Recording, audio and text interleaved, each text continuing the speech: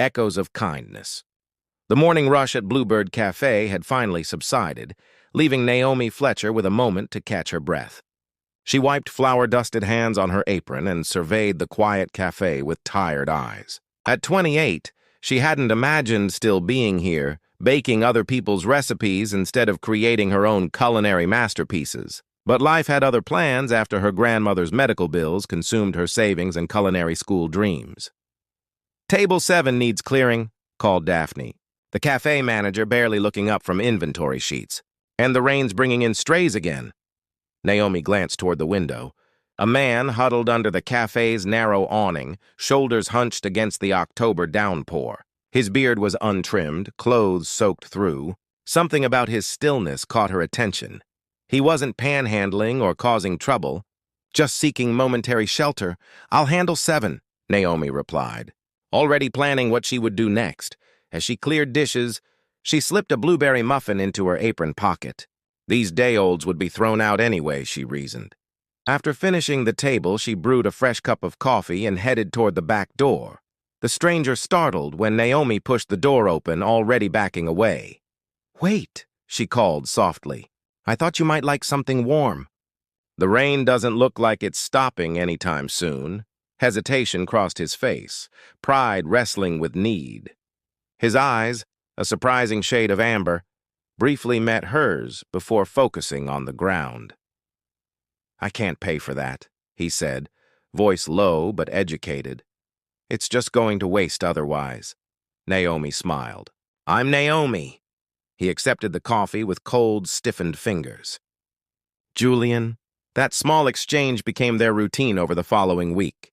Julian would appear near closing time, and Naomi would bring whatever remained unsold, a sandwich, pastry, or soup. She learned he was well-spoken, knew about classical music, and had a gentle way with the stray cat that lived behind the cafe. "You don't ask questions," Julian remarked on the 5th evening, accepting a paper bag containing chicken soup and sourdough bread. Naomi shrugged. "Everyone has their story. Sometimes sharing it doesn't help." She had her own unshared stories, how she'd postponed culinary school to care for her grandmother, how after the funeral she couldn't bear to leave the small apartment they'd shared, how dreams sometimes felt like luxuries she couldn't afford. On a particularly cold Tuesday, Julian didn't appear. Naomi waited 30 minutes past closing, a paper bag clutched in her hand before accepting he wasn't coming. The next day passed the same way, and the next. "Your homeless friend moved on," Daphne commented, counting the till. "They always do." "He wasn't my friend," Naomi replied automatically, though the words felt hollow. That evening, she found a small origami bird tucked beneath an empty crate where Julian sometimes sat. Crafted from a page of sheet music, its delicate wings seemed poised for flight.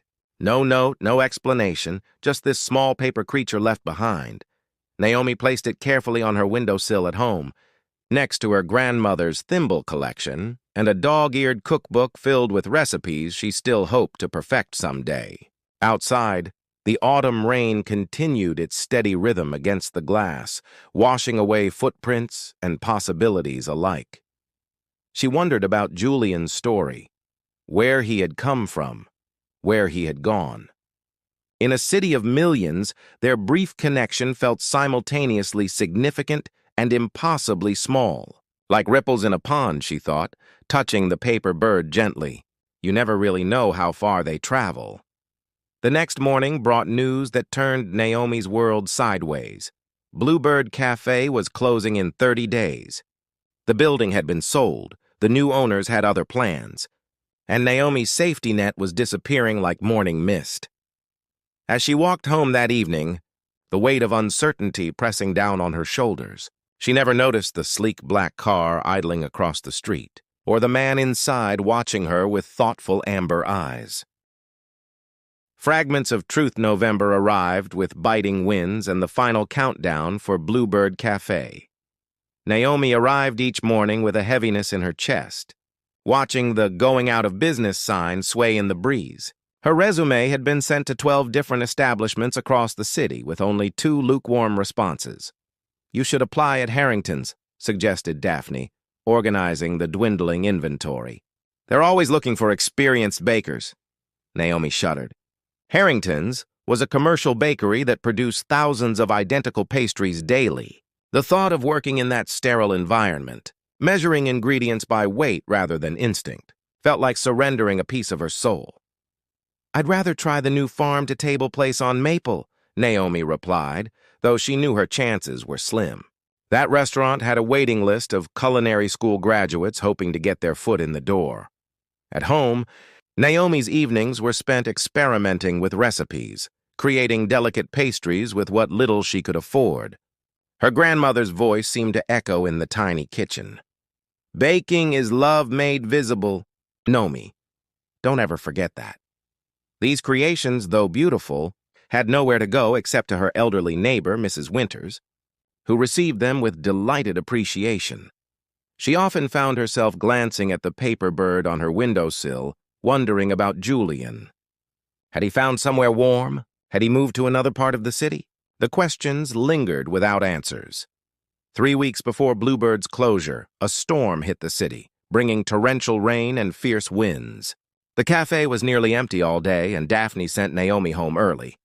"No point paying you to stand around," she said, not unkindly. Halfway home, the sky opened up completely. Naomi ducked under the awning of a bookstore, clutching her thin jacket around her shoulders. A black car pulled up to the curb, its window rolling down smoothly. "Need a ride?" asked the driver, a woman with silver-streaked hair and kind eyes. "No, thank you," Naomi replied automatically. "I'm just waiting for the rain to ease up." "Suit yourself," the woman smiled. "But it's supposed to pour all night." As the car pulled away, Naomi noticed something on the sidewalk, a small white business card the driver must have dropped. She picked it up, squinting at the elegant text. Mercer Foundation, building community through opportunity. Below was an address in the financial district and a phone number. Tucking the card into her pocket, Naomi braced herself and continued her journey home, thoughts of warm soup and dry clothes propelling her forward. The next morning brought unexpected news. A sophisticated-looking woman in a charcoal suit was waiting outside the cafe before opening. "Naomi Fletcher?" she inquired. "Yes?" Naomi responded, confusion evident. "I'm Vivian Parks, executive director of the Mercer Foundation. We're hosting a charity gala next week and need a skilled baker on short notice. Your name came highly recommended." Naomi blinked. "By whom?" Vivian smiled mysteriously. "Let's just say a mutual acquaintance was very impressed with your blueberry muffins. The gala pays $5,000 for 3 days of work." The sum made Naomi's breath catch. That was nearly 2 months' salary. "I'd need time off." She gestured toward the cafe. "Already cleared with your manager." Vivian handed her a folder. "These are the details. A car will pick you up Monday morning." As Vivian walked away, Naomi stood frozen, the folder clutched to her chest. For the first time in months, she felt something unfamiliar stir within her. Hope, fragile as a paper bird's wings. That weekend, going through her grandmother's recipe box for inspiration, she found a tattered note she'd never seen before. Sometimes miracles arrive disguised as coincidences. "Look closely, Naomi." The handwriting was unmistakably her grandmother's, but the timing felt impossibly perfect. Monday arrived crisp and clear. As promised, a car appeared outside her apartment building. The driver opened the door, and Naomi stepped into a future that suddenly seemed wide open with possibilities she couldn't yet imagine. Veiled revelations. The Mercer Foundation occupied the top 3 floors of a gleaming downtown tower. Naomi, dressed in her best clothes, which still felt woefully inadequate, was escorted to a state-of-the-art kitchen that made her heart race. Floor-to-ceiling windows offered a panoramic view of the city, industrial ovens gleamed, and marble countertops stretched endlessly. "You'll have complete creative control," explained Vivian, gesturing around the space. "The gala theme is Hidden Treasures, celebrating overlooked talent in our community. We need 500 individual desserts, a centerpiece display, and a signature cake." Naomi's mind already raced with possibilities. "I'll need to source ingredients. Already taken care of," Vivian smiled. Opening a massive refrigerator stocked with everything a baker could desire, premium chocolate, fresh berries, Madagascar vanilla beans. Just provide a list of anything additional. For 3 days, Naomi worked in a state of blissful concentration. Her hands seemed to know exactly what to do, creating delicate chocolate structures, fruit-infused pastry creams, and an ambitious 5-tier cake decorated with sugar flowers so realistic they appeared ready to bloom. Occasionally, she caught glimpses of foundation employees watching her work with appreciation, but she was too focused to feel self-conscious. On the evening of the gala, Naomi put finishing touches on her creations while staff transformed the foundation's atrium into an enchanted garden. Crystal chandeliers hung above tables adorned with fresh flowers, and subtle lighting created an atmosphere of elegant intimacy. "You should attend," Vivienne insisted, presenting Naomi with a forest green evening gown. "The founder specifically requested your presence." "The founder?" Naomi asked, bewildered by this unexpected turn. "Julian Mercer," Vivienne replied, as though the name should mean something. Naomi's heart stuttered. "Julian?" Before Vivienne could elaborate, she was called away, leaving Naomi alone with her thoughts and a dress that probably cost more than her monthly rent. The gala was a glittering affair. City officials, business leaders, and philanthropists mingling while praising Naomi's culinary artistry. She moved through the crowd awkwardly, feeling like an imposter in borrowed finery. "Your lavender honey madeleines are exceptional," said a voice behind her. Naomi turned and found herself staring into familiar amber eyes. The man before her was clean-shaven, his hair neatly styled, wearing a perfectly tailored suit, but unmistakably Julian. "You," she whispered. He smiled softly. "Julian Mercer, at your service." The revelation left her speechless. This was the man who had huddled under the cafe awning, the recipient of her day-old muffins and leftover soup. "I don't understand," she finally managed. Julian guided her to a quiet corner, away from curious eyes. "3 months ago, I lost everything that mattered, not my wealth, but my purpose. My wife died suddenly, and afterward I couldn't recognize myself or the world anymore." Naomi listened, stunned, as Julian explained how he had embarked on a social experiment, living among those society overlooked, seeking genuine human connection untainted by wealth or status. "Most people saw right through me or saw nothing at all," he continued. "But you saw a person who deserved kindness regardless of appearance or circumstance." "Anyone would have done the same," Naomi protested. Julian shook his head. "But they didn't. You did." As the evening progressed, Naomi learned the Mercer Foundation supported community initiatives across the city, focusing on those that fostered genuine human connection. "The world has enough technology and efficiency," Julian explained. "What we lack is compassion and creativity, the very qualities you embody." When Naomi mentioned Bluebird's impending closure, something flickered in Julian's eyes, a glimpse of calculation quickly masked by sympathy. By evening's end, she felt caught between two worlds, the familiar struggle she had always known and this glimpse of unexpected possibility.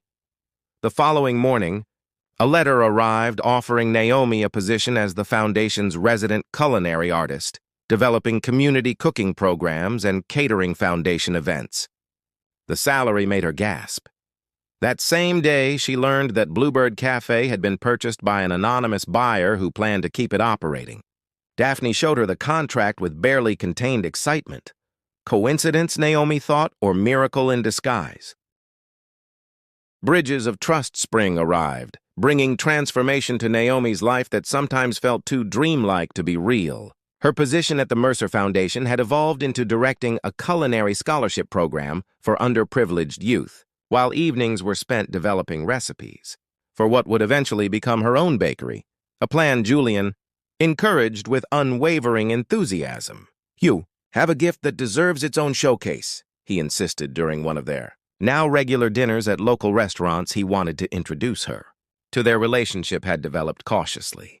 Julian's wealth and status created an inevitable imbalance that both acknowledged but worked to overcome. Naomi fiercely maintained her independence, insisting on paying her own way when possible and making decisions about her career without deferring to him. "I don't want to be another project of yours," she told him one evening. As they walked along the riverfront, Julian stopped, his expression serious. "Is that what you think? That you're a project?" "Sometimes I wonder," Naomi admitted. "You have a history of finding people with potential and helping them succeed." "There's a difference," Julian said softly. "The foundation supports hundreds of people. Only one of them makes me feel alive again." These words hung between them, neither fully acknowledged nor dismissed. In June, Julian introduced Naomi to his family at his sister Rebecca's birthday celebration.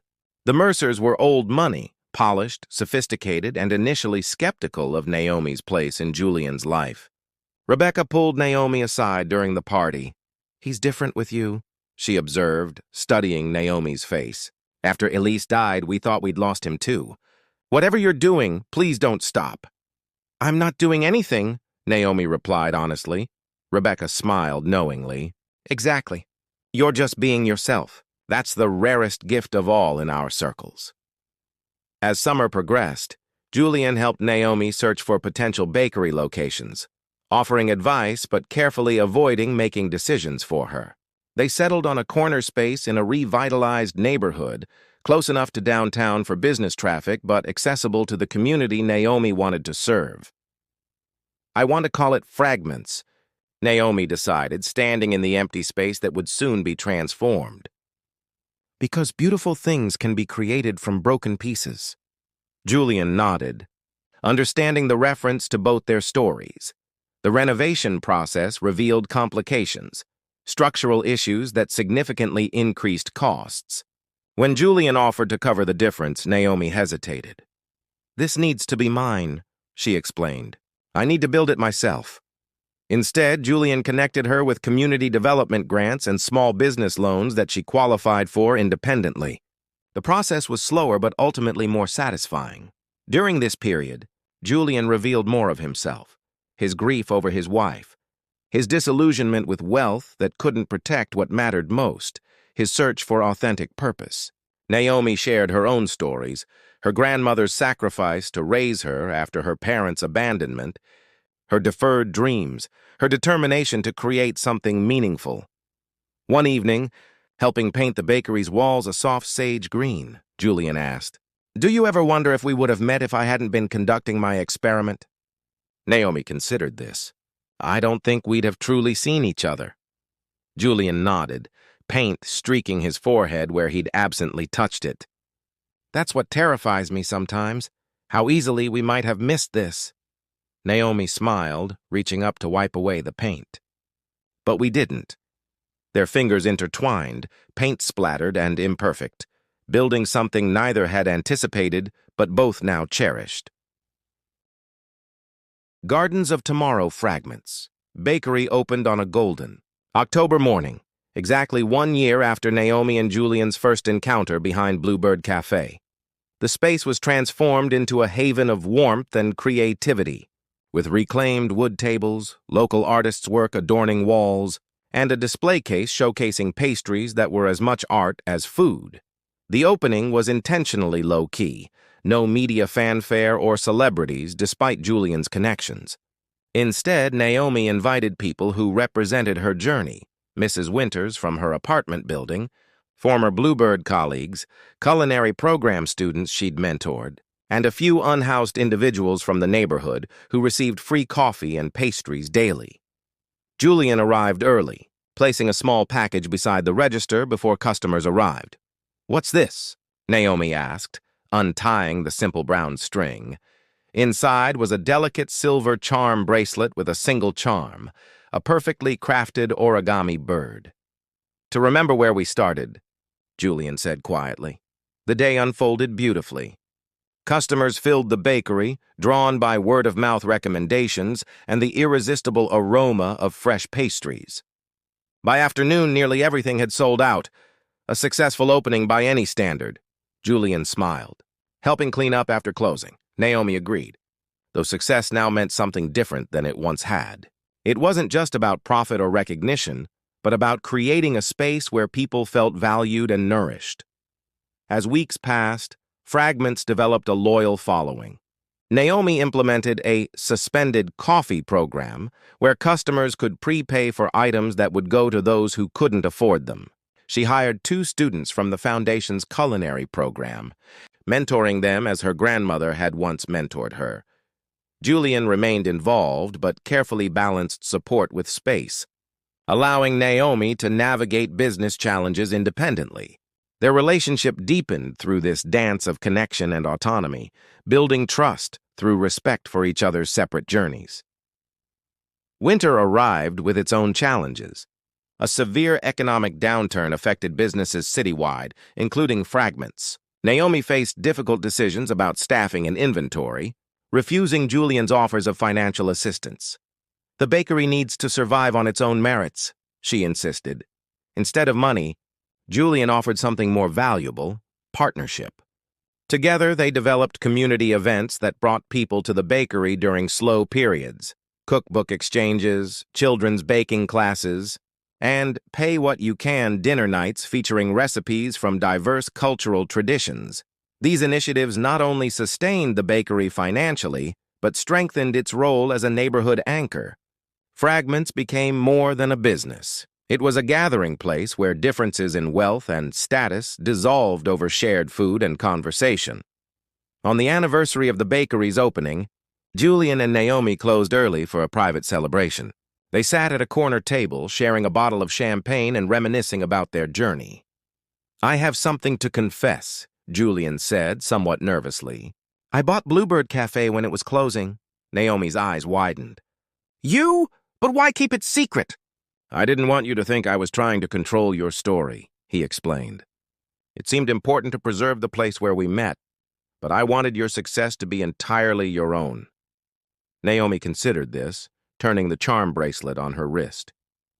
Over the years, she'd added charms representing milestones in their relationship: a tiny whisk, a book, a compass.